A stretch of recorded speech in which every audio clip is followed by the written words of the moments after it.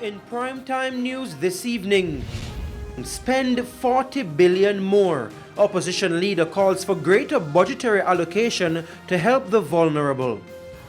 Northeastern health facilities to return to normalcy, but official issues warning. And later, retired cop accused of fabricating evidence in the One Done trial.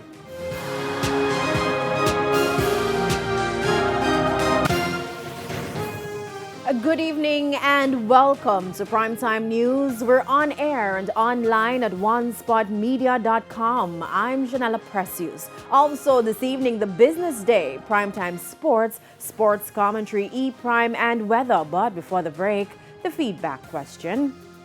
And this evening we're asking, what are your thoughts on the opposition leader Mark Golding's contribution to the budget debate? You can share comments online, facebook.com/television Jamaica and tweet us at televisionjam1.